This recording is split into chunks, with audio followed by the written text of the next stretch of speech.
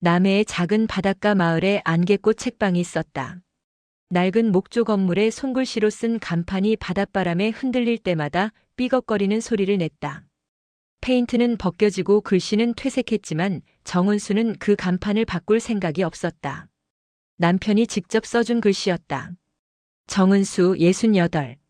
그녀는 매일 아침 7시에 일어나 같은 일을 반복했다. 책방 문을 열고 바닥을 쓸고 책장의 먼지를 털어냈다. 오래된 커피포트에 물을 붓고 원두를 갈았다. 커피 향이 책방을 가득 채우면 그제야 바닷가를 향한 유리문을 반쯤 열었다. 손님은 거의 없었다. 한 달에 2~3명 정도가 들어올까 말까 했다. 그래도 은수는 매일 문을 열었다. 그것이 그녀가 할 수 있는 유일한 일이었다. 창밖으로 파도 소리가 들려왔다. 은수는 낡은 나무 의자에 앉아 책장을 넘기다 말고 멍하니 바다를 바라보았다. 수평선이 흐릿하게 보였다. 안개가 끼었나 싶었지만 그녀의 눈이 예전 같지 않은 것일 수도 있었다. 요즘은 가까운 글씨도 잘 보이지 않았다. 돋보기를 쓰면 되지만 그녀는 돋보기 쓴 자신의 모습이 싫었다.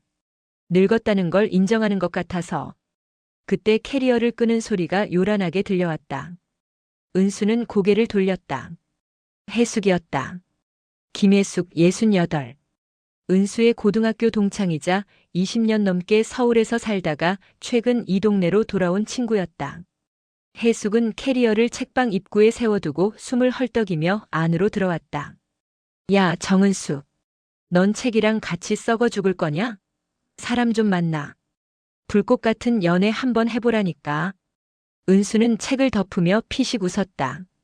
불꽃은 모난 이제 촛불만 안 꺼져도 감사해. 해숙은 한숨을 푹 쉬며 은수 옆 의자에 털썩 앉았다. 촛불은 무슨. 넌 그냥 꺼진 전등이야. 배터리도 빼놓은. 해숙은 가방에서 과자 봉지를 꺼내 뜯었다. 나 오늘 부산 갔다 왔어. 백화점에서 옷 좀 사고. 이 동네는 사람 죽어. 그래서 캐리어까지 끌고 온 거야? 은수는 커피 잔을 해숙 앞에 내려놓았다. 나 요새 운동 삼아 이것저것 끌고 다녀. 근력 운동이라더라. 유튜브에서 봤어. 해숙은 과자를 우적우적 씹으며 말했다. 너도 좀 움직여. 여기서 책만 보다간 진짜 곰팡이 핀다. 난 괜찮아.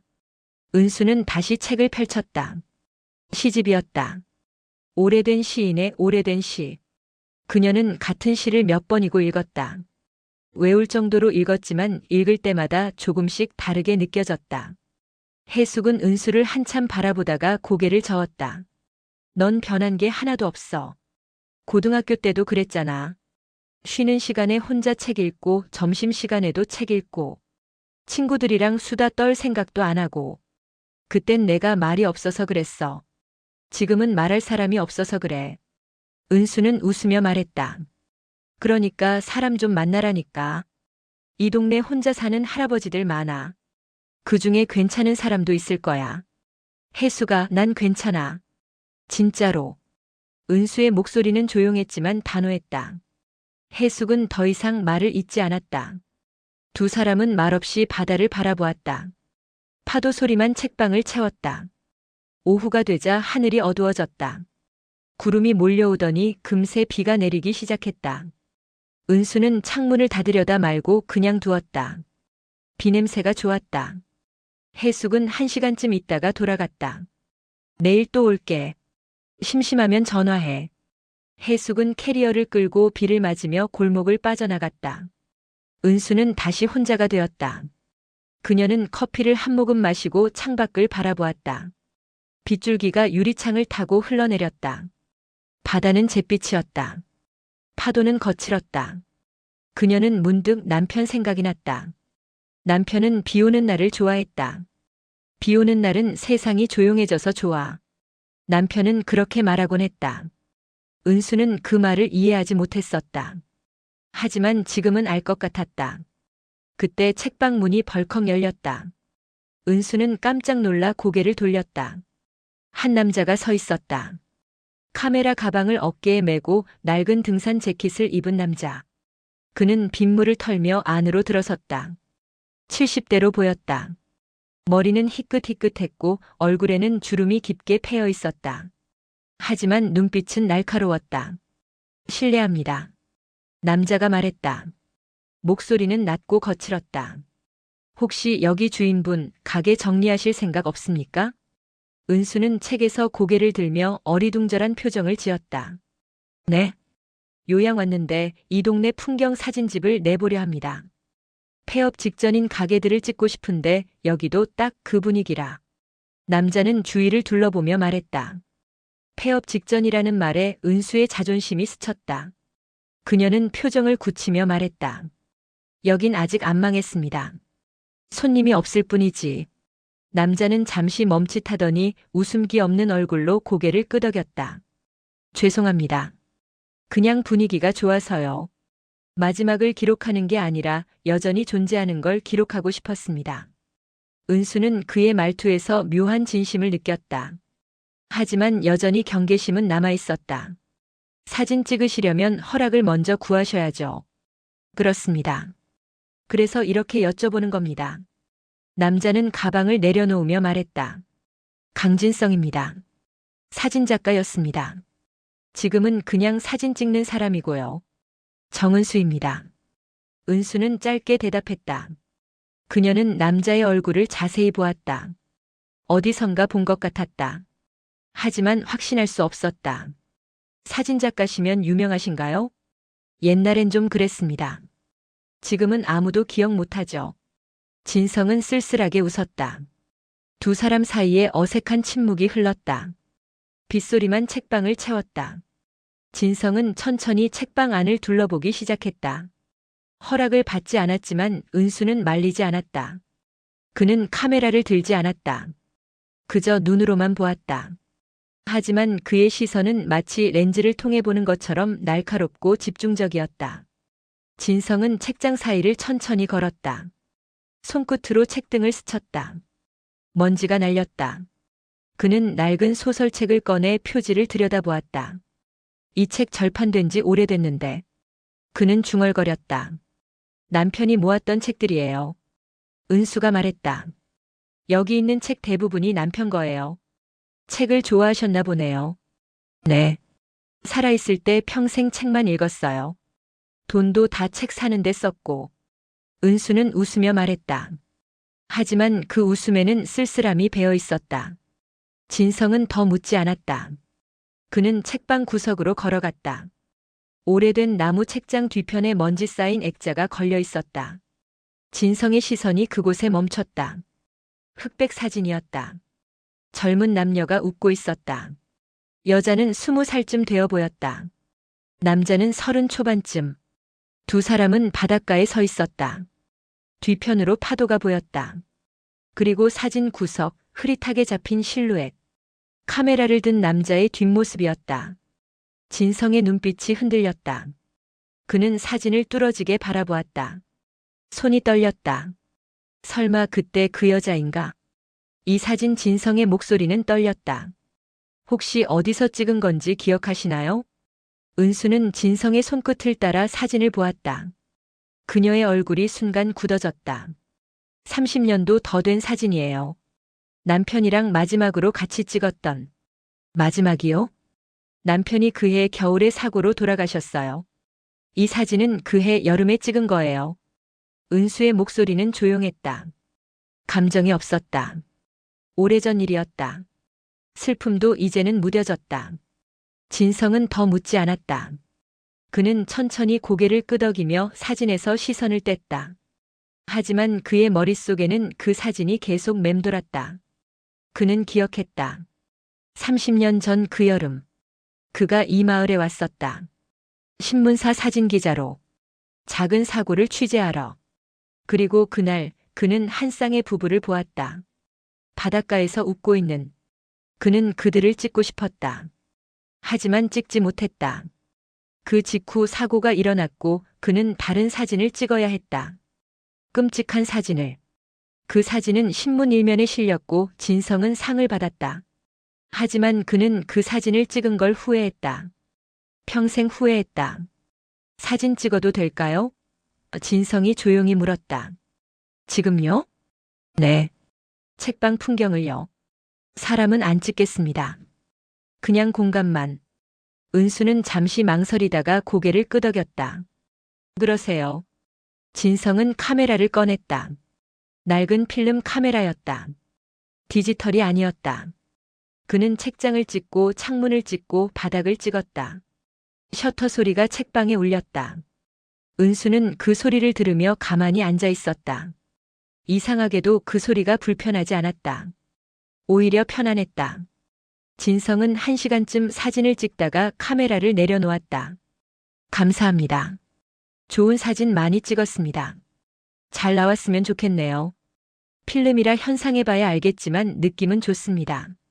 진성은 가방을 챙기며 말했다. 다음에 또 와도 될까요? 시간대별로 다르게 찍고 싶어서. 오세요. 은수는 담담하게 대답했다. 진성은 고개를 숙여 인사하고 책방을 나갔다. 비는 그쳤지만 하늘은 여전히 어두웠다. 은수는 그가 골목을 빠져나가는 모습을 바라보았다. 그의 뒷모습이 묘하게 낯익었다. 하지만 그녀는 더 생각하지 않았다. 그날 밤 진성은 허름한 여관방에 돌아왔다. 작은 방이었다. 싱글 침대 하나, 낡은 책상 하나. 창문 밖으로 바다가 보였다. 그는 가방을 내려놓고 책상 서랍을 열었다. 약병이 여러 개 있었다. 그는 약을 꺼내 물과 함께 삼켰다. 기침이 나왔다. 심한 기침이었다. 그는 입을 가리고 기침을 했다. 손에 피가 묻었다. 그는 휴지로 닦고 쓰레기통에 버렸다. 진성은 침대에 누워 천장을 바라보았다. 숨이 가빴다. 그는 눈을 감았다. 그리고 은수의 흑백 사진을 떠올렸다. 30년 전 그 여름. 그가 찍지 못했던 사진. 그는 그때 그 여자의 얼굴을 제대로 보지 못했다. 사고 이후 그녀의 표정을 찍을 수 없었다. 아니, 찍지 않았다. 그는 그녀를 찍는 대신 사고 현장을 찍었다. 그것이 그의 일이었으니까. 하지만 그는 평생 그 선택을 후회했다. 그때 그 여자였어 내가 찍지 못했던. 진성은 불안한 미소를 지었다. 이제 그는 시간이 얼마 남지 않았다. 의사는 6개월이라고 했다. 어쩌면 더 짧을 수도 있다고. 그래서 그는 이곳에 왔다. 마지막으로 사진을 찍기 위해.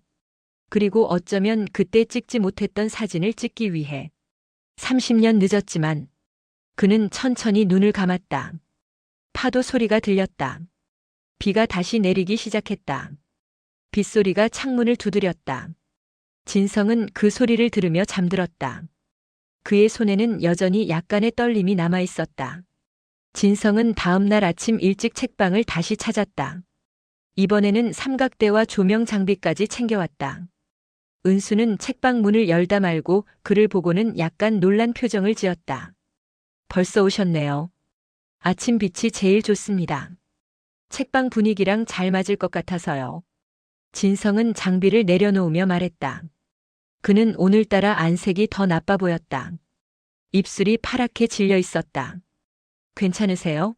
안색이 안 좋아 보이는데. 나이 탓입니다. 요즘 잠을 잘 못 자서. 진성은 대수롭지 않게 웃었다. 하지만 그가 삼각대를 세우는 손은 미세하게 떨리고 있었다. 은수는 커피를 내리며 진성을 힐끗힐끗 쳐다보았다. 어제부터 계속 신경 쓰였다. 그의 눈빛, 말투, 뒷모습. 모든 게 낯익었다. 하지만 어디서 봤는지 도무지 기억나지 않았다. 진성은 책방 곳곳을 찍기 시작했다. 창문으로 들어오는 햇살, 먼지 날리는 책장, 낡은 의자. 그는 한 장 한 장 정성스럽게 찍었다. 마치 마지막 사진을 찍는 것처럼. 은수는 그런 그를 보며 이상한 기분이 들었다. 저 사람은 단순히 풍경을 찍는 게 아니었다. 뭔가를 기록하고 있었다. 아니, 뭔가를 찾고 있었다. 1시간쯤 지났을까? 진성은 카메라를 내려놓고 책장 앞에 섰다. 그는 한 권의 책을 꺼냈다. 1995년 신문 사진집이라는 제목이었다. 낡고 누렇게 바랜 책이었다. 진성의 손이 떨렸다. 이 책 여기 왜 있습니까? 은수는 커피 잔을 들고 다가왔다. 남편이 모았던 거예요. 신문 기사 스크랩하는 걸 좋아했거든요. 특히 사진 기사를요. 진성은 천천히 책장을 넘겼다. 그리고 어느 페이지에서 멈췄다. 그의 얼굴이 창백해졌다. 사진 한 장이 있었다. 1995년 11월 23일자 신문 일면 사진. 바닷가 도로에서 일어난 교통사고 현장이었다. 전복된 트럭, 깨진 유리, 그리고 길바닥에 쓰러진 사람. 사진 아래 작은 글씨로 사진기자 이름이 적혀 있었다. 촬영 강진성. 은수는 그 사진을 보고 숨이 멎었다. 그녀는 그 사진을 알고 있었다. 아니, 기억하고 있었다. 그날, 그 끔찍한 날을. 이게 당신이 찍은 건가요? 은수의 목소리가 떨렸다. 진성은 대답하지 않았다. 그는 그저 사진을 뚫어지게 바라볼 뿐이었다. 그의 입술이 움직였다. 죄송합니다. 뭐가 죄송하다는 건가요? 은수의 목소리에 날이 섰다. 이 사진 찍지 말았어야 했는데. 진성의 목소리는 가늘게 떨렸다. 은수는 책을 확 낚아채듯 들었다. 그녀는 사진을 다시 보았다. 그리고 기억했다. 그날 남편과 함께 바닷가 드라이브를 갔다. 남편은 운전을 하고 은수는 조수석에 앉아 바다를 보고 있었다. 행복한 오후였다. 그런데 갑자기 마주오던 트럭이 중앙선을 넘었다. 남편은 핸들을 꺾었다. 차는 가드레일을 들이받았다. 유리가 깨졌다. 비명소리. 그리고 정적. 은수는 가까스로 빠져나왔다. 하지만 남편은 차 안에 갇혀 있었다. 피가 흘렀다. 은수는 소리쳤다. 도와달라고. 누가 좀 도와달라고. 사람들이 모여들었다. 구급차가 왔다. 그리고 카메라 셔터 소리가 들렸다. 찰칵, 찰칵, 찰칵. 은수는 돌아봤다. 한 남자가 카메라를 들고 있었다. 그는 사고 현장을 찍고 있었다. 남편을 찍고 있었다. 은수를 찍고 있었다. 은수는 소리쳤다. 찍지 마세요. 제발. 하지만 남자는 계속 찍었다. 일이니까. 기록이니까. 그게 그의 일이니까. 은수는 그 남자의 얼굴을 기억하지 못했다. 너무 혼란스러웠으니까. 하지만 지금 30년이 지난 지금 그녀는 알았다. 그 남자가 바로 진성이었다는 것을. 당신이었군요. 은수의 목소리는 얼음처럼 차가웠다. 그날 사진 찍던 사람이. 진성은 고개를 숙였다. 죄송합니다. 죄송하다고요? 은수는 비웃었다. 30년 만에 찾아와서 죄송하다고 하면 다예요? 당신은 그날 제 남편이 죽어가는 걸 찍었어요. 제가 울부짖는 걸 찍었어요. 그걸 신문에 실었어요. 온 나라 사람들이 봤어요. 제 가장 끔찍한 순간을. 알고 있습니다. 진성의 목소리는 떨렸다. 제가 용서받을 수 없다는 것도 압니다. 그럼 왜 왔어요? 왜 여기 다시 나타난 거예요? 은수는 책을 던져버리고 싶었다. 하지만 참았다. 손이 떨렸다. 봉투 안에는 사진들이 들어있었다. 은수는 떨리는 손으로 사진을 꺼냈다. 그리고 숨이 멎었다. 사진 속에는 젊은 시절의 자신과 남편이 있었다. 바닷가에서 웃고 있는. 그날 사고 나기 직전에 찍은 사진이었다. 이건 은수의 목소리가 떨렸다. 사고 나기 30분 전에 찍은 겁니다. 진성이 말했다. 저는 그날 취재차 이 동네에 왔었습니다. 그리고 우연히 당신들을 봤습니다. 바닷가에서 웃고 있는. 너무 행복해 보였습니다. 그래서 몰래 찍었습니다. 기자 습관이었죠. 좋은 피사체를 보면 일단 찍는. 은수는 사진을 뚫어지게 바라봤다. 남편의 얼굴이 보였다. 웃고 있었다. 그날의 햇살, 그날의 바람, 그날의 행복이 그대로 담겨 있었다. 그 사진들은 제가 30년 동안 간직했습니다. 진성의 목소리는 떨렸다. 당신에게 돌려줘야 한다고 생각했지만 용기가 없었습니다. 그래서 지금 드립니다. 너무 늦었지만. 은수는 사진을 보며 눈물을 흘렸다. 30년 만에 보는 남편의 미소였다. 그녀가 가진 남편 사진은 몇 장 없었다. 그리고 그중 웃고 있는 사진은 더욱 드물었다. 남편은 사진 찍히는 걸 싫어했으니까. 하지만 이 사진 속에서 남편은 환하게 웃고 있었다. 감사합니다. 은수는 간신히 말했다. 그녀는 사진을 가슴에 꼭 안았다. 진성은 고개를 숙여 인사했다. 이제 가보겠습니다. 방해해서 죄송했습니다. 잠깐요. 은수가 그를 불렀다. 진성은 멈춰섰다. 커피 한잔 하고 가시죠. 은수의 목소리는 여전히 떨렸지만 조금 부드러워져 있었다. 진성은 놀란 표정으로 은수를 바라봤다. 은수는 커피포트 쪽으로 걸어가며 말했다. 용서하는 건 아닙니다. 하지만 이야기는 들어보고 싶네요. 그날에 대해서. 진성은 천천히 고개를 끄덕였다. 두 사람은 낡은 테이블에 마주 앉았다. 창밖으로 바다가 보였다. 파도 소리가 들렸다. 은수는 커피를 따르며 물었다. 그날 왜 하필 이 동네에 있었던 건가요? 작은 화재 사건 취재였습니다. 진성이 대답했다. 어느 공장에 불이 났다고 해서 왔는데 도착하니 이미 꺼진 뒤였습니다. 그래서 그냥 동네를 돌아다니며 풍경이나 찍으려고 했죠. 그러다 당신들을 봤습니다. 그때 우리가 뭘 하고 있었나요? 은수가 물었다. 남편분이 당신 손을 잡고 바다를 가리키고 있었습니다. 뭔가 설명하는 것 같았어요. 당신은 웃으며 듣고 있었고요. 너무 평화로운 장면이었습니다. 진성은 그때를 떠올리며 말했다.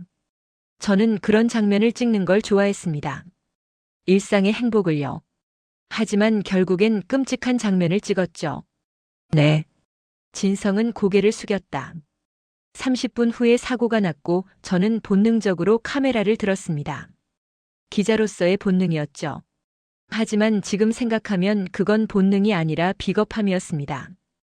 은수는 커피를 한 모금 마셨다. 쓴맛이 입안에 퍼졌다. 그 사진으로 상을 받았다고 했죠? 네. 올해의 보도사진상이었습니다. 하지만 저는 그 상을 받으러 가지 않았습니다. 아니, 가지 못했습니다. 그날 밤부터 악몽이 시작됐으니까요. 무슨 악몽이요? 당신 얼굴이 계속 보였습니다. 진성의 목소리가 떨렸다. 울부짖던 그 표정. 저를 보며 찍지 마세요라고 소리치던 그 모습. 매일 밤 꿈에 나타났습니다. 30년 동안. 은수는 아무 말도 하지 않았다. 그녀도 그날 밤부터 악몽을 꿨다. 유리 깨지는 소리, 비명소리, 피냄새. 그리고 카메라 셔터 소리. 찰칵, 찰칵, 찰칵. 저는 그 후로 사람을 제대로 찍지 못했습니다. 진성이 말을 이었다. 카메라를 들 때마다 당신 얼굴이 보였으니까요. 그래서 결국 사진기자를 그만뒀습니다. 풍경만 찍게 됐죠. 사람 없는 풍경만. 그런데 왜 지금 다시 사람을 찍으려고 하는 건가요? 은수가 물었다. 진성은 잠시 망설이다가 대답했다. 당신을 찍고 싶었습니다. 제대로 된 사진을요. 30년 전 제가 찍지 못했던 그 표정 말고 지금 당신의 모습을요. 그게 제 마지막 속죄가 될 것 같았습니다. 은수는 진성을 바라봤다. 그의 눈빛은 진심이었다. 하지만 그녀는 선뜻 대답할 수 없었다. 생각해 보겠습니다. 은수가 말했다. 하지만 약속은 못하겠어요. 괜찮습니다. 그것만으로도 감사합니다. 진성은 고개를 숙였다. 두 사람은 한동안 말없이 커피를 마셨다. 침묵이 흘렀지만 어제처럼 불편하지는 않았다. 무언가가 풀린 것 같았다. 아니, 최소한 매듭이 보이기 시작한 것 같았다. 진성은 커피를 다 마시고 일어섰다. 이만 가보겠습니다. 또 오실 건가요? 은수가 물었다. 모르겠습니다. 당신이 싫지 않다면 오고 싶습니다. 은수는 잠시 생각하다가 고개를 끄덕였다. 오세요. 하지만 사진은 아직. 압니다. 재촉하지 않겠습니다. 진성은 장비를 챙겨 책방을 나갔다. 은수는 그가 떠난 후에도 한참 동안 그 자리에 앉아 있었다. 그녀는 진성이 준 사진들을 다시 꺼내봤다. 남편의 얼굴, 자신의 얼굴, 그날의 햇살. 모든 게 그대로였다. 30년 전 그 순간이 그대로 박제되어 있었다. 은수는 사진을 가슴에 안고 눈물을 흘렸다. 슬픔이었지만 이상하게도 따뜻한 슬픔이었다. 그녀는 오랫동안 그렇게 울었다. 진성은 한참 동안 대답하지 못했다. 그는 그저 고개를 숙이고 서 있었다.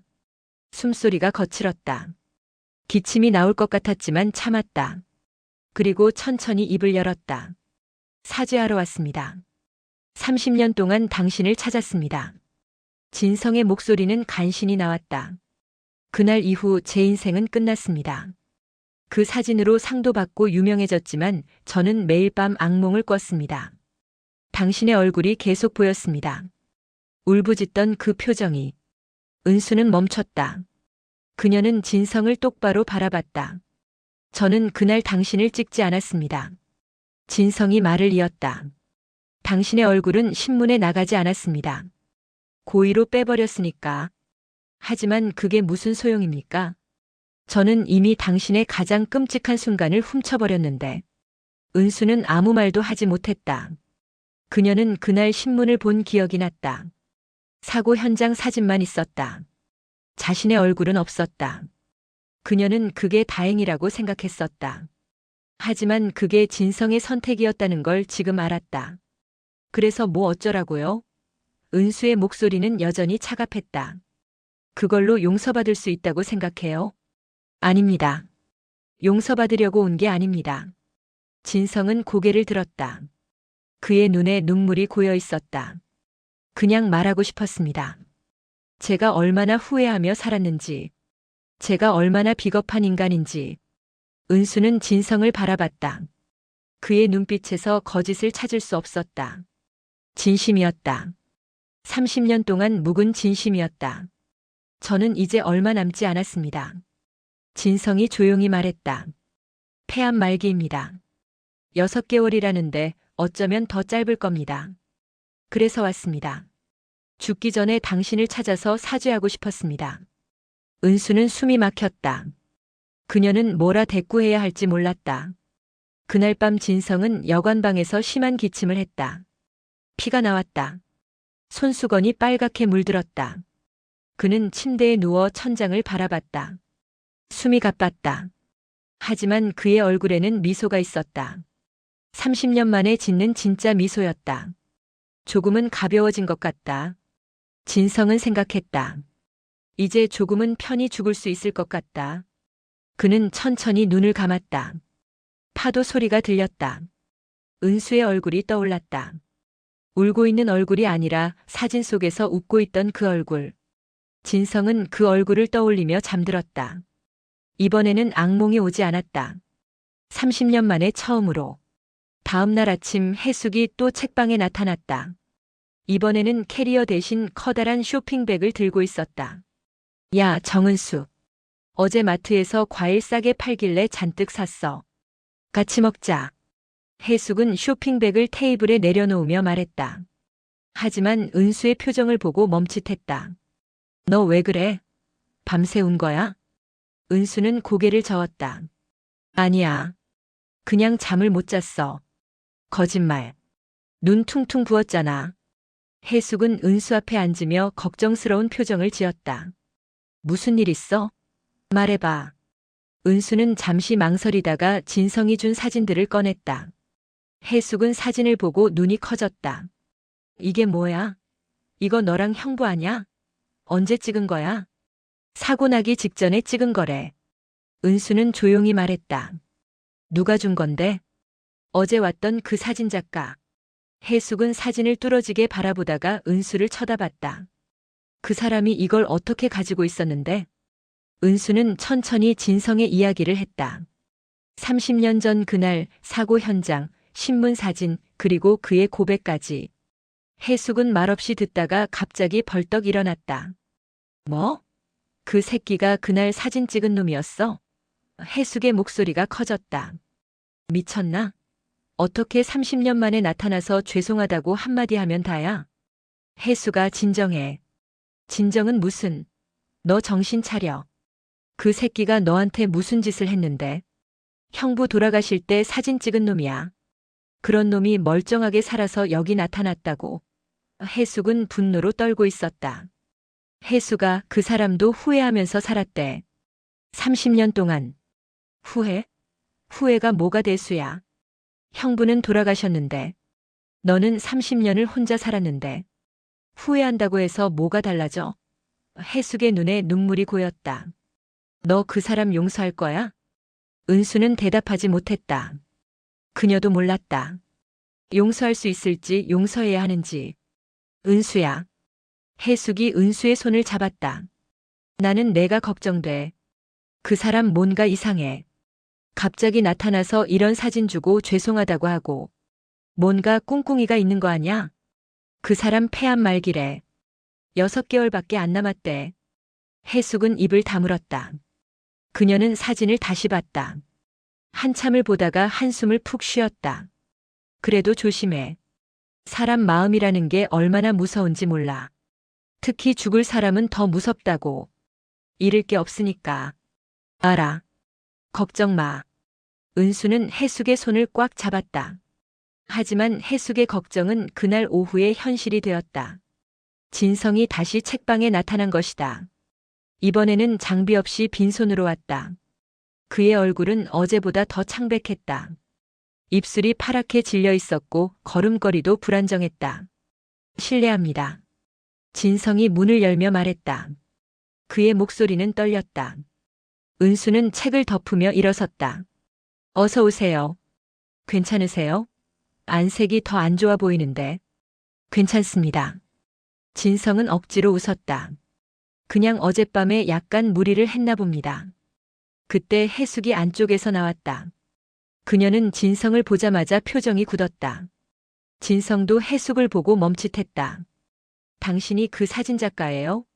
해숙의 목소리는 차갑게 식어 있었다. 네. 강진성입니다. 진성은 공손하게 고개를 숙였다. 당신 때문에 내 친구가 30년을 혼자 살았어요. 해숙은 진성 앞으로 다가갔다. 당신은 사진 찍고 유명해졌겠지만 내 친구는 그 사진 때문에 평생 고통받았다고요. 알고 있습니다. 죄송합니다. 죄송하다고 해서 끝나요? 해숙의 목소리가 떨렸다. 당신 지금 무슨 생각으로 여기 온 거예요? 죽기 전에 용서받고 편히 죽으려고요? 진성은 대답하지 못했다. 해숙의 말이 전곡을 찔렀다. 해숙아, 그만해. 은수가 해숙을 말렸다. 왜 그만해? 이 사람이 너한테 무슨 짓을 했는데? 해숙은 돌아서며 은수에게 소리쳤다. 너 정신 차려. 이 사람 믿으면 안 돼. 해숙아. 은수의 목소리는 단호했다. 내가 알아서 할게. 걱정 마. 해숙은 은수를 한참 바라보다가 한숨을 쉬었다. 알았어. 하지만 나는 이 사람 믿지 않아. 그녀는 가방을 들고 책방을 나갔다. 문이 쾅 닫혔다. 침묵이 흘렀다. 진성은 여전히 고개를 숙이고 서 있었다. 은수는 그런 그를 보며 입을 열었다. 앉으세요. 커피 드릴게요. 괜찮습니다. 그냥 잠깐만 들렀다가 가려고요. 앉으세요. 은수의 목소리에 힘이 들어갔다. 진성은 천천히 의자에 앉았다. 은수는 커피를 내리며 말했다. 해숙이는 원래 성격이 급해요. 나를 너무 걱정하는 거예요. 당연합니다. 좋은 친구시네요. 그렇죠. 30년 동안 내 곁을 지켜준 유일한 친구예요. 은수는 커피를 진성 앞에 놓으며 앉았다. 오늘은 왜 오신 거예요? 진성은 커피 잔을 들었다 놓았다 하며 망설이다가 입을 열었다. 부탁이 하나 있습니다. 무슨 부탁이요? 사진을 찍게 해주십시오. 당신의 사진을요. 은수는 잠시 멈췄다. 어제 생각해보겠다고 했잖아요. 압니다. 하지만 시간이 없습니다. 진성의 목소리가 떨렸다. 의사가 이번 주에 다시 오라고 했습니다.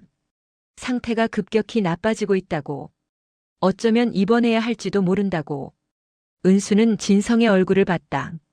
그의 눈빛은 절박했다. 제발 부탁입니다. 진성이 말을 이었다. 저는 30년 동안 당신의 울고 있는 얼굴만 기억했습니다. 그 끔찍한 순간의 당신만.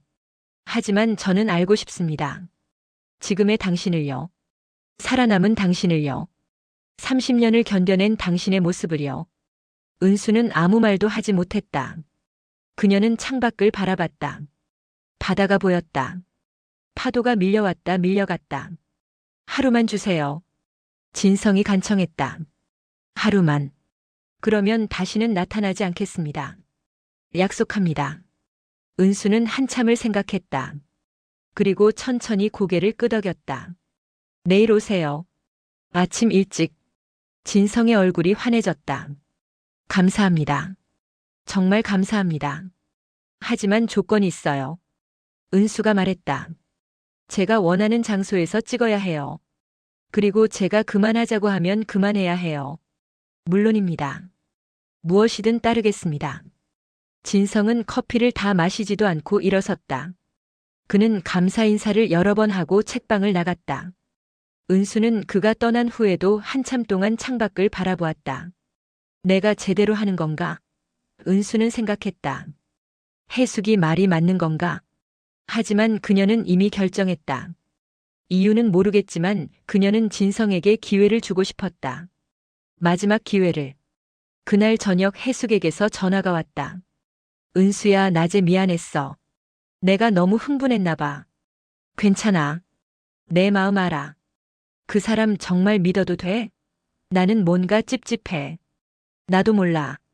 하지만 한 번쯤은 기회를 줘야 할 것 같아. 해숙은 한숨을 쉬었다. 알았어. 내가 하고 싶은 대로 해. 하지만 조심해. 무슨 일 있으면 바로 전화해. 응. 고마워. 전화를 끊고 은수는 서랍을 열었다. 그곳에는 진성이 준 사진들이 들어 있었다. 그녀는 사진을 꺼내봤다. 남편의 얼굴, 자신의 얼굴. 그날의 행복이 그대로 담겨 있었다. 은수는 사진을 가슴에 안고 눈을 감았다. 30년 전 그날이 떠올랐다. 남편의 목소리, 웃음소리, 손의 온기. 모든 게 생생했다. 여보, 내가 제대로 하는 거겠죠? 은수는 마음속으로 남편에게 물었다. 대답은 없었다. 하지만 어쩐지 남편이 고개를 끄덕이는 것 같았다. 그날 밤 진성은 여관방에서 카메라를 점검했다. 필름을 넣고 렌즈를 닦았다. 손이 떨렸지만 조심스럽게 작업했다. 그는 30년 만에 처음으로 설레고 있었다. 내일이면 끝이다. 진성은 생각했다. 내일이면 나는 드디어 당신의 진짜 모습을 볼 수 있다. 30년 만에. 그는 카메라를 내려놓고 창밖을 바라봤다. 달이 떠 있었다. 바다가 은빛으로 빛났다. 파도 소리가 들렸다. 진성은 갑자기 기침을 했다. 심한 기침이었다. 그는 화장실로 달려가 세면대에 엎드렸다. 피가 나왔다. 많이. 세면대가 빨갛게 물들었다. 아직 아니야. 진성은 생각했다. 내일까지만. 제발 내일까지만 버티게 해줘. 그는 물로 입을 헹구고 약을 먹었다. 평소보다 2배를 먹었다. 그리고 침대에 누웠다. 천장을 바라보며 눈을 감았다. 내일. 내일이면 모든 게 끝난다. 진성은 그렇게 중얼거리며 잠들었다. 하지만 그의 가슴 어딘가에서는 불안감이 커지고 있었다. 뭔가 잘못될 것 같은 예감. 뭔가 끔찍한 일이 벌어질 것 같은. 하지만 그는 그 예감을 무시했다. 무시하고 싶었다. 내일은 그가 30년 동안 기다려온 날이었으니까. 새벽녘 책방에 불이 켜졌다. 은수는 잠들지 못하고 일찍 일어났다. 그녀는 옷장을 열고 한참을 고민했다. 무슨 옷을 입어야 할까? 사진 찍힐 때 어떤 모습이어야 할까? 그녀는 결국 평소 입던 소박한 원피스를 꺼냈다. 남편이 좋아하던 옷이었다. 30년 된 옷이지만 잘 보관해둔 덕에 깨끗했다. 은수는 옷을 입고 거울을 봤다. 주름진 얼굴, 흰 머리, 처진 어깨. 늙은 자신이 보였다. 그녀는 한숨을 쉬었다. 이게 나야. 30년을 살아남은 나. 그녀는 거울에 비친 자신에게 작게 미소 지었다. 그리고 책방 문을 열었다. 동이 트고 있었다. 새로운 하루가 시작되고 있었다. 은수는 알지 못했다. 이 하루가 그녀의 인생을 다시 한번 뒤흔들 것이라는 것을. 30년 전 그날처럼. 아침 햇살이 책방 유리창을 통해 쏟아져 들어왔다. 은수는 커피를 내리며 창밖을 바라봤다. 바다는 고요했다. 파도 소리만 규칙적으로 들렸다. 8시 정각 진성이 나타났다. 그는 카메라 가방과 삼각대를 들고 있었다. 얼굴은 어제보다 더 창백했지만 눈빛만은 살아있었다. 좋은 아침입니다. 진성이 인사했다. 들어오세요. 은수는 문을 활짝 열었다. 커피 드실래요? 감사합니다만 괜찮습니다. 시간이 아까워서요. 진성은 장비를 내려놓으며 은수를 바라봤다. 어디서 찍으면 될까요? 여기서는 안 돼요. 은수가 말했다. 다른 곳으로 가야 해요. 진성은 의아한 표정을 지었다. 어디로요? 30년 전 그날 남편이랑 갔던 그곳이요. 사진 속 그 바닷가. 진성의 얼굴이 굳었다. 거기는 사고 현장 근처죠. 알아요. 은수의 목소리는 담담했다. 하지만 거기서 찍어야 해요. 당신이 그날 우리를 처음 봤던 그곳에서. 진성은 잠시 망설이다가 고개를 끄덕였다. 알겠습니다. 두 사람은 책방을 나섰다. 은수가 앞장서서 걸었다. 좁은 골목을 지나 언덕을 올랐다. 진성은 장비를 들고 그녀를 따라갔다. 숨이 가빴지만 내색하지 않았다. 20분쯤 걸었을까? 그들은 작은 바닷가에 도착했다. 모래사장도 없는 작은 해변이었다. 바위들이 널려 있고 파도가 바위에 부딪혀 부서졌다. 여기에요. 은수가 멈춰 섰다. 이곳이 그날 남편이랑 서 있던 곳이에요. 진성은 주위를 둘러봤다. 기억이 났다. 30년 전 그날 그는 저 언덕 위에서 이 풍경을 봤다. 그리고 젊은 부부가 이곳에 서 있는 걸 봤다. 남편이 바다를 가리키며 뭔가 설명하고 아내가 웃으며 듣고 있었다. 여기서 찍으시면 돼요. 은수가 말했다. 그녀는 바위 위에 섰다. 바람이 불어와 그녀의 머리카락을 흩날렸다. 진성은 천천히 카메라를 꺼냈다. 삼각대를 세우고 카메라를 고정했다. 그의 손이 떨렸다. 30년 만에 다시 사람을 찍는 것이었다. 그것도 그날 그 여자를. 잠깐만요. 진성이 말했다. 제가 제대로 할 수 있을지 모르겠습니다. 괜찮아요. 천천히 하세요. 은수의 목소리는 부드러웠다. 진성은 심호흡을 했다. 그리고 파인더를 들여다봤다. 은수가 보였다. 바다를 등지고 서 있는 그녀. 주름진 얼굴, 흰 머리, 하지만 눈빛만은 30년 전과 같았다. 어떤 표정을 지으면 될까요? 은수가 물었다. 그냥 편하게 계세요. 자연스럽게. 은수는 고개를 끄덕이고 바다를 바라봤다. 진성은 셔터를 눌렀다. 찰칵. 오랜만에 듣는 소리였다. 그 소리가 그의 가슴을 울렸다. 진성은 계속 찍었다. 은수의 옆모습, 뒷모습, 바다를 바라보는 모습. 그는 30년 전 찍지 못했던 모든 순간을 담으려 했다. 잠깐 쉬었다 할까요? 은수가 말했다. 피곤해 보이세요. 아닙니다. 괜찮습니다. 진성은 카메라에서 눈을 떼지 않았다. 조금만 더. 하지만 그때 진성의 몸이 비틀거렸다. 그는 삼각대를 붙잡으려 했지만 놓쳤다. 카메라가 바닥에 떨어졌다. 진성도 무릎을 꿇었다. 괜찮으세요? 은수가 달려왔다. 괜찮습니다. 그냥 잠깐. 진성은 말을 잇지 못했다. 기침이 터져 나왔다. 심한 기침이었다. 그는 손으로 입을 가렸다. 손에 피가 묻었다. 은수는 놀라 진성을 부축했다. 병원 가야 해요. 지금 당장. 아닙니다. 조금만 있으면. 진성은 다시 기침을 했다. 더 많은 피가 나왔다. 안 돼요. 이러다 큰일 나요. 은수는 핸드폰을 꺼냈다. 구급차 불러야겠어요. 제발. 진성이 은수의 손을 잡았다. 제발. 아직은 안 됩니다. 사진을 다 찍어야 합니다. 사진이 뭐가 중요해요? 당신 생명이 먼저잖아요. 아닙니다. 진성의 눈에 눈물이 고였다. 이게 제 생명입니다. 이 사진이 제가 살았다는 증거입니다. 제발. 은수는 진성을 바라봤다. 그의 눈빛은 절박했다. 그녀는 한참을 망설이다가 핸드폰을 내려놓았다. 알았어요. 하지만 조금만 더. 그리고 바로 병원 가는 거예요. 감사합니다. 진성은 천천히 일어났다.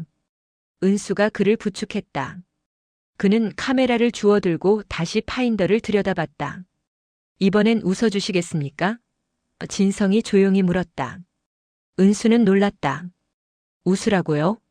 네. 그날 당신이 지었던 그 미소를요. 행복했던 그 표정을요. 은수는 잠시 망설였다. 30년 동안 그녀는 제대로 웃은 적이 없었다. 웃는 법을 잊어버렸다. 하지만 그녀는 노력했다. 남편을 떠올렸다. 그날의 따뜻한 햇살을, 남편의 손을, 그의 목소리를. 그리고 천천히 미소를 지었다. 어색하고 서툰 미소였지만 진심이 담긴 미소였다. 진성은 셔터를 눌렀다. 찰칵. 그 순간이 필름에 담겼다. 30년 만에 그가 찍은 은수의 미소. 감사합니다. 진성의 목소리가 떨렸다. 이제 됐습니다. 그는 카메라를 내려놓고 주저앉았다. 숨이 가빴다. 온몸에서 힘이 빠져나갔다. 이제 병원 가요. 은수가 그를 부축하며 말했다. 혼자서는 못 걸을 것 같은데 제가 택시 불러 같이 갈게요. 괜찮습니다. 혼자 갈 수 있습니다. 안 돼요. 이 상태로 혼자 두면 안 돼요. 은수는 단호했다. 진성은 더 이상 거부하지 못했다. 그는 고개를 끄덕였다. 은수는 택시를 불렀다. 10분 후 택시가 도착했고 두 사람은 차에 올라탔다. 가장 가까운 병원으로 향했다. 택시 안에서 진성은 계속 기침을 했다. 은수는 그에게 물티슈를 건넸다. 진성은 피를 닦으며 창밖을 바라봤다. 바다가 보였다. 파도가 밀려왔다 밀려갔다. 후회되십니까? 은수가 조용히 물었다. 뭐가요? 사진작가가 된 것이요. 그날 그 사진을 찍은 것이요. 진성은 한참 생각하다가 대답했다. 사진작가가 된 건 후회 안 합니다. 하지만 그날 찍은 사진은 평생 후회할 겁니다. 왜요? 당신은 일을 했을 뿐이잖아요. 일이라는 핑계로 사람의 고통을 찍었습니다. 그게 얼마나 잔인한 일인지 그때는 몰랐습니다. 진성의 목소리가 떨렸다. 기자로서는 좋은 사진이었을지 몰라도 인간으로서는 해선 안 될 짓이었습니다. 은수는 아무 말도 하지 않았다. 그녀는 그의 손을 잡았다. 진성은 놀라 은수를 봤다. 당신도 피해자예요. 은수가 말했다. 그날의 피해자. 저만 고통받은 게 아니에요. 당신도 30년 동안 고통받았잖아요. 진성은 눈물을 흘렸다. 30년 만에 처음 흘리는 진짜 눈물이었다. 병원에 도착했다. 응급실로 들어가자 의사들이 달려왔다. 진성은 들것에 실려 안으로 들어갔다. 은수는 대기실에 남았다. 1시간이 지났다. 2시간이 지났다. 은수는 계속 기다렸다. 해숙에게 전화가 왔지만 받지 않았다. 그녀는 그저 기도했다. 진성이 무사하기를. 3시간쯤 지났을까? 의사가 나왔다. 환자 보호자시죠? 아, 네. 은수는 얼떨결에 대답했다. 환자분 상태가 매우 심각합니다. 폐출혈이 있었고 암이 급속도로 진행되고 있습니다. 당장 입원 치료를 시작해야 합니다. 얼마나 시간이 남았나요? 의사는 잠시 망설이다가 조심스럽게 말했다. 길어야 1달입니다. 어쩌면 더 짧을 수도 있습니다. 은수는 숨이 멎는 것 같았다. 1달. 6개월이라더니 이제 1달밖에 남지 않았다. 지금 면회 가능한가요? 네. 하지만 오래 있으시면 안 됩니다. 환자분이 쉬어야 하니까요. 은수는 병실로 향했다. 복도를 걷는 동안 그녀의 마음은 복잡했다. 이 사람을 왜 이렇게 걱정하는 걸까? 30년 전 남편을 찍었던 그 사람을. 병실 문을 열었다. 진성이 침대에 누워 있었다.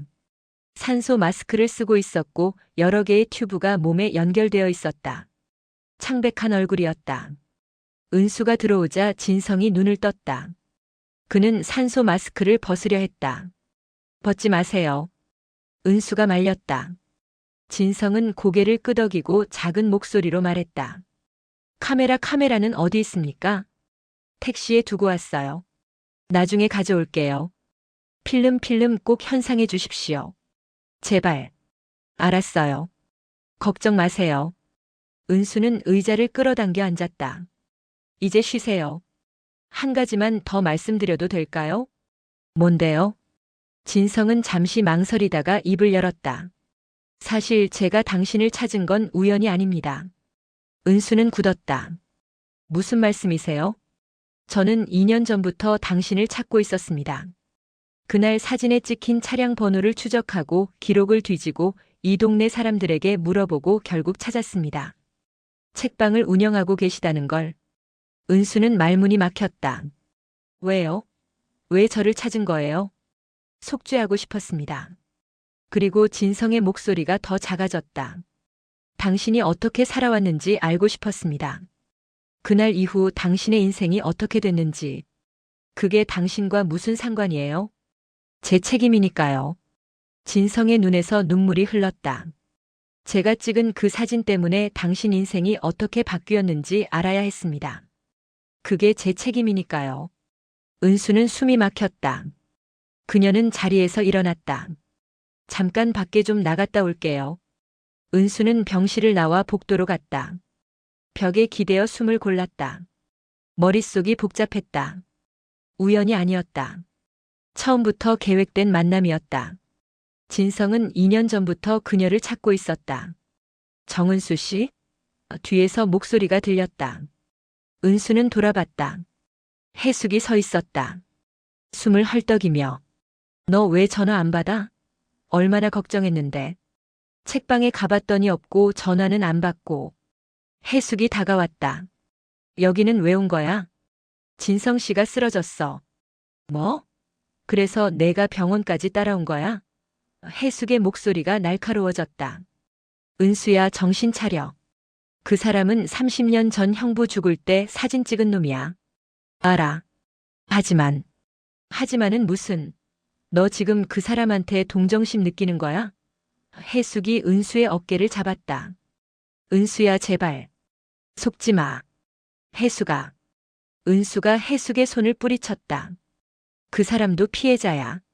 그날에. 무슨 소리야? 그 사람이 무슨 피해자야? 그 사람은 30년 동안 악몽에 시달렸어.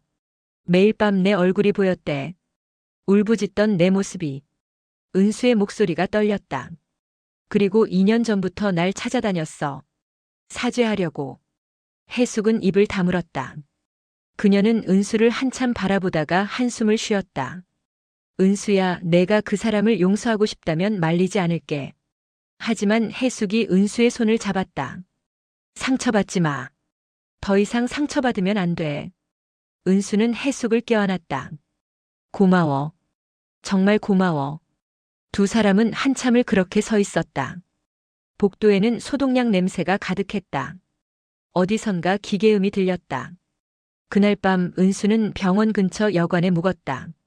진성의 카메라를 가지러 갔다가 그의 여관방 열쇠도 함께 받았다.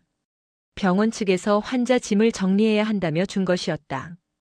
은수는 진성의 방에 들어갔다. 작고 허름한 방이었다. 침대 옆 테이블 위에 약병들이 가득했다. 쓰레기통에는 피 묻은 휴지들이 있었다. 은수는 그의 가방을 열었다. 카메라 장비들, 필름들, 그리고 낡은 수첩 하나. 은수는 수첩을 펼쳤다. 그리고 숨이 멎었다. 수첩에는 자신에 대한 기록이 빼곡히 적혀 있었다.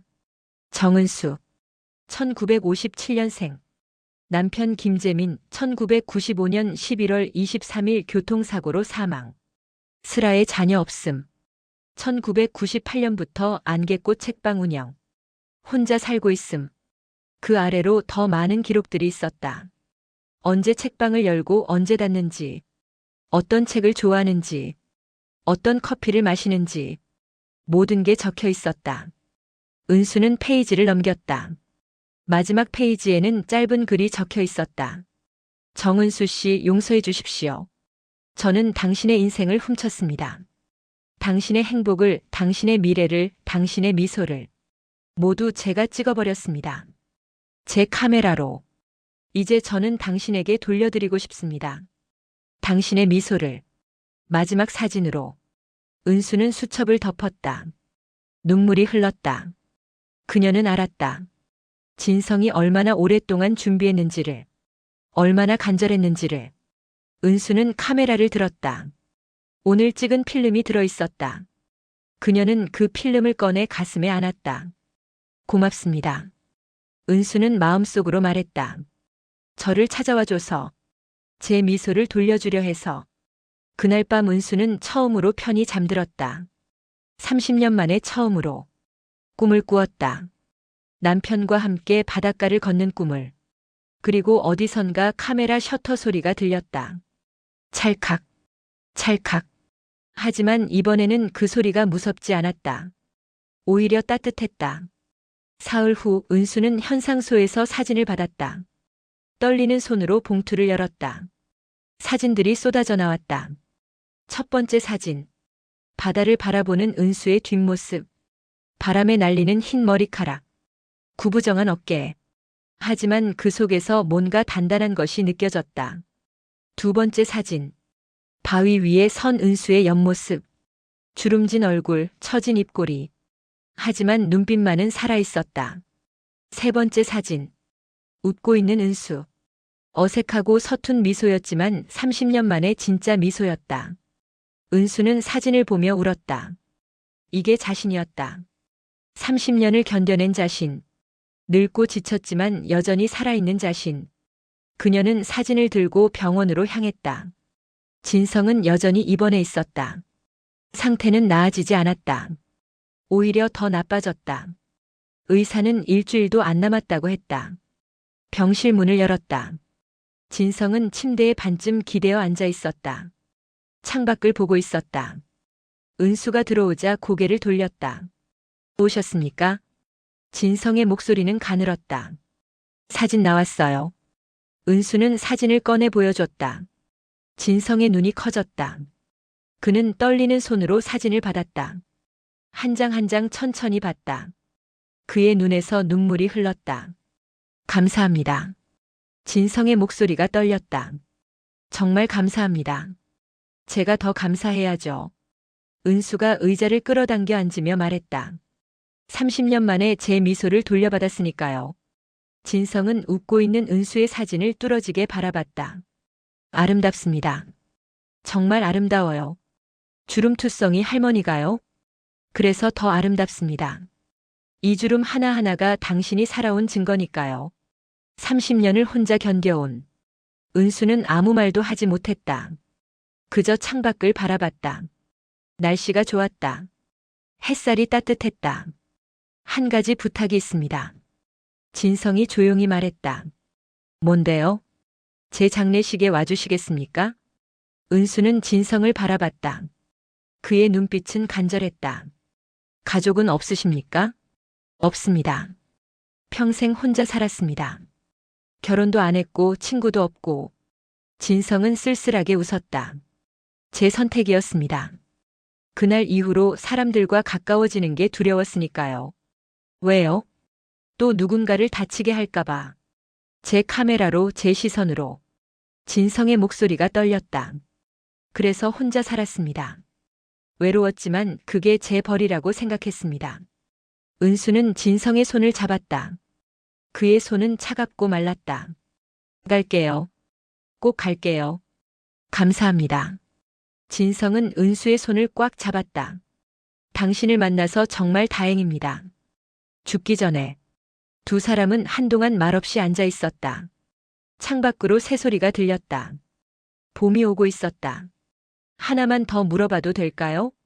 은수가 조심스럽게 물었다. 얼마든지요. 당신은 행복했나요?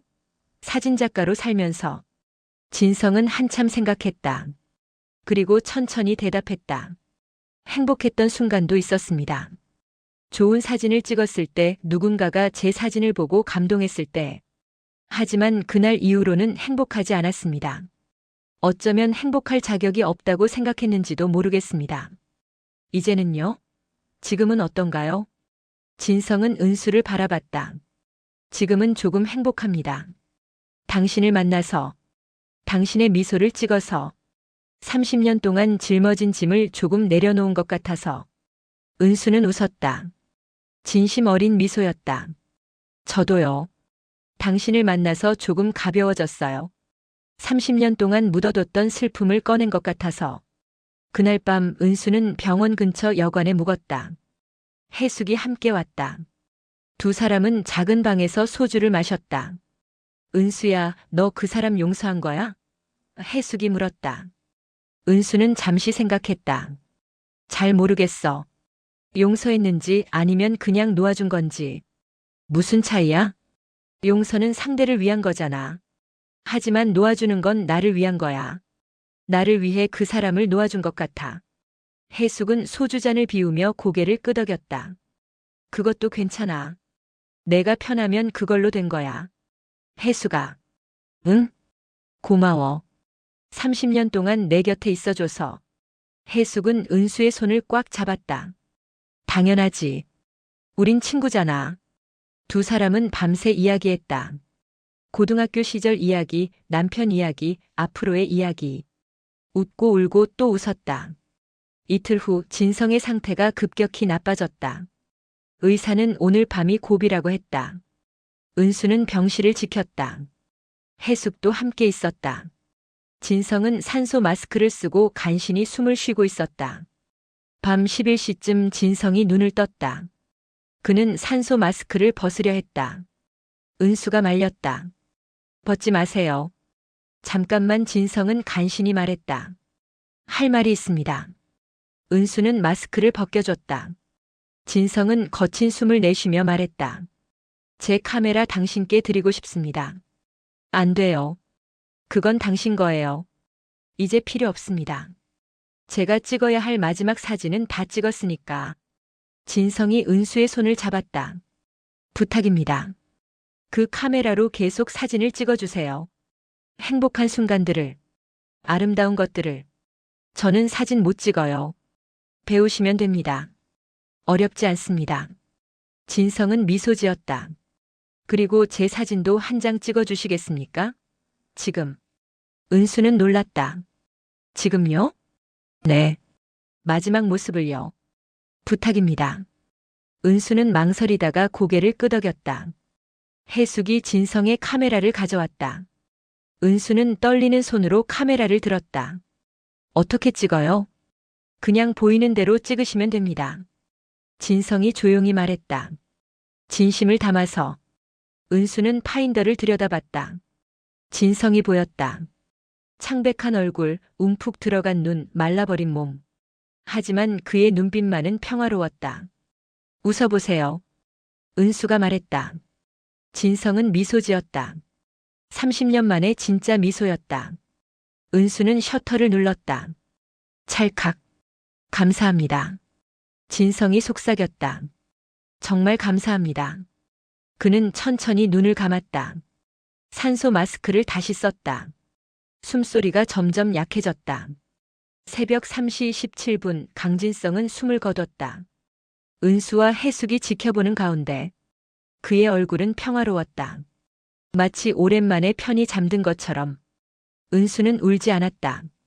그저 그의 손을 잡고 있었다. 차가워지는 그 손을. 이제 편히 쉬세요. 은수가 조용히 말했다. 당신도 피해자였어요. 그날에. 이제 자유로워지세요. 3일 후 진성의 장례식이 열렸다. 작은 장례식장이었다. 조문객은 은수와 해숙 그리고 몇몇 병원 관계자뿐이었다. 은수는 영정 사진을 직접 골랐다. 자신이 마지막으로 찍은 그 사진. 미소 짓고 있는 진성의 모습. 사진 속 그는 행복해 보였다. 장례를 치르는 동안 은수는 진성의 수첩을 읽었다. 2년 동안 자신을 찾아다닌 기록들. 한 페이지 한 페이지에 그의 간절함이 배어 있었다. 마지막 페이지에는 이렇게 적혀 있었다. 만약 내가 정은수 씨를 만나지 못하고 죽는다면 이 수첩을 그녀에게 전해 주십시오. 그리고 말씀해 주십시오. 제가 평생 당신을 찾았다고. 제가 평생 후회했다고. 제가 평생 당신의 미소를 돌려드리고 싶었다고. 은수는 수첩을 덮고 영정 사진을 바라봤다. 전해 들었어요. 은수가 작게 중얼거렸다. 그리고 받았어요. 제 미소를. 화장이 끝나고 유골함을 받았다. 진성의 유언에는 재를 바다에 뿌려달라고 적혀 있었다. 은수와 해숙은 그날 오후 바닷가로 갔다. 30년 전 그날 남편과 마지막으로 함께 섰던 그곳. 진성이 은수의 사진을 찍었던 그곳. 바람이 불었다. 은수는 유골함을 열었다. 그리고 천천히 재를 바다에 뿌렸다. 하얀 재가 바람에 날려 파도 속으로 사라졌다. 편히 쉬세요. 은수가 말했다. 이제 자유로워지세요. 해숙이 은수의 어깨를 안았다. 두 사람은 한동안 그렇게 서 있었다. 파도 소리만 들렸다. 은수야. 해숙이 조용히 말했다. 응. 너 이제 어떻게 할 거야? 은수는 바다를 바라보며 대답했다. 살아야죠. 계속. 남편도 그러길 바랄 거고 진성 씨도 그러길 바랄 거예요. 책방은 계속 할 거야? 당연하죠. 아직 폐업하려면 멀었어. 은수는 웃었다. 진심 어린 미소였다. 두 사람은 바닷가를 떠나 책방으로 돌아왔다. 은수는 진성의 카메라를 꺼냈다. 무거운 카메라였다. 하지만 이상하게 손에 익었다. 사진 배워볼까? 은수가 해숙에게 물었다. 갑자기? 진성 씨가 그러더라. 이 카메라로 행복한 순간들을 찍어달라고. 그럴 수 있을 것 같아. 해숙은 웃었다. 좋아. 나도 배울래. 같이 배우자. 은수는 카메라를 들고 책방 밖으로 나갔다. 바다가 보였다. 햇살이 반짝였다. 파도가 밀려왔다 밀려갔다. 그녀는 카메라를 들어 바다를 향했다. 파인더를 들여다봤다. 세상이 다르게 보였다. 더 선명하게, 더 아름답게. 은수는 셔터를 눌렀다. 찰칵. 카메라 소리가 바람에 실려 퍼졌다.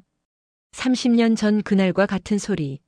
하지만 이제 그 소리는 무섭지 않았다. 오히려 따뜻했다. 은수는 계속 찍었다. 바다를, 하늘을, 책방을, 해숙을.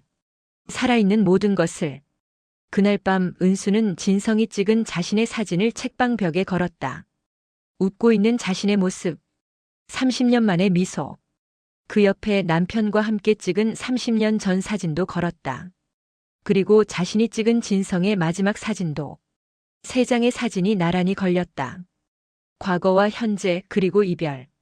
은수는 사진들을 바라보며 조용히 말했다. 여보, 잘 지내죠? 저는 이제 괜찮아요. 정말로. 창밖으로 달빛이 들어왔다. 바다가 은빛으로 빛났다. 파도 소리가 자장가처럼 들렸다. 은수는 의자에 앉아 카메라 사용 설명서를 펼쳤다. 노안이라 글씨가 잘 안 보였지만 천천히 읽기 시작했다. 새로운 시작이었다. 68세의 새로운 시작. 에필로그. 6개월 후. 안개꽃 책방의 사진 전시회가 열렸다. 작은 전시회였다. 은수가 찍은 사진들. 바다, 하늘, 책방, 동네 사람들, 해숙. 사진은 서툴렀다. 구도도 삐뚤고 초점도 흐릿했다. 하지만 따뜻했다. 진심이 담겨 있었다. 전시회 제목은 30년 후의 미소였다. 가장 안쪽 벽에는 세 장의 특별한 사진이 걸려 있었다. 30년 전 젊은 부부의 사진, 30년 후 웃고 있는 노인의 사진, 그리고 마지막 미소를 짓고 있는 사진작가의 사진. 그 밑에는 작은 글귀가 적혀 있었다. 모든 사진에는 이야기가 있습니다. 찍는 사람의 이야기, 찍히는 사람의 이야기, 그리고 그 순간의 이야기. 이것은 30년에 걸친 하나의 이야기입니다. 슬픔과 용서와 새로운 시작에. 전시회에는 많은 사람이 왔다. 동네 주민들, 해숙, 그리고 진성을 알던 옛 동료 몇 명도 왔다. 한 노인이 진성의 마지막 사진 앞에 오래 서 있었다. 그는 눈물을 흘리며 중얼거렸다. 진성아, 내가 찾던 게 이거였구나. 용서가 아니라 평화였구나. 은수는 그 노인에게 다가가 조용히 말했다. 진성 씨를 아셨나 봐요. 네. 옛날에 같이 일했습니다. 하지만 30년 전 그 사건 이후로 그를 본 적이 없었어요. 제대로 안부도 묻지 못했죠. 그분은 편히 가셨어요. 평화롭게. 노인은 고개를 끄덕이고 은수를 바라봤다. 당신이 정은수 씨군요. 진성이가 마지막으로 찍은 사람. 어떻게 아세요? 이 사진들이 말해주고 있습니다. 진성이의 마지막 작품. 그가 평생 찍고 싶었던 사진. 노인은 웃고 있는 은수의 사진을 가리켰다. 용서받은 사람의 미소가 아니라 용서를 준 사람의 미소. 진성이가 찾던 게 바로 이거였어요. 은수는 자신의 사진을 다시 봤다. 어색하고 서툰 미소. 하지만 진심이 담긴 미소. 저는 용서한 게 아니에요. 은수가 조용히 말했다. 그냥 놓아준 거예요. 그분도 저 자신도. 노인은 은수의 손을 잡았다. 그게 용서입니다.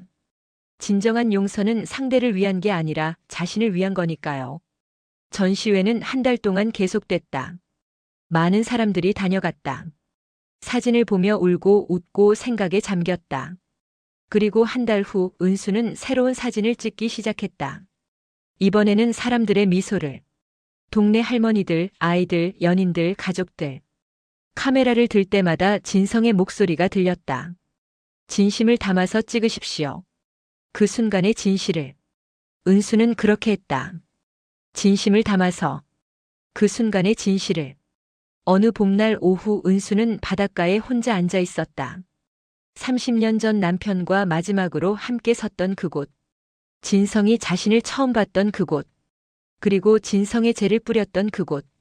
그녀는 카메라를 들고 바다를 찍었다. 파도가 밀려오고 있었다. 햇살이 부서졌다. 셔터를 누르는 순간 은수는 느꼈다. 그들이 함께 있다는 것을. 남편도 진성도. 바다에 바람에 햇살에. 여보 진성씨. 은수가 파도를 향해 말했다.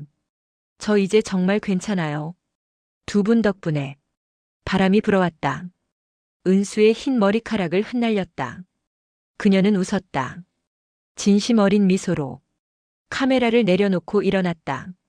책방으로 돌아갈 시간이었다. 새로운 하루를 시작할 시간이었다.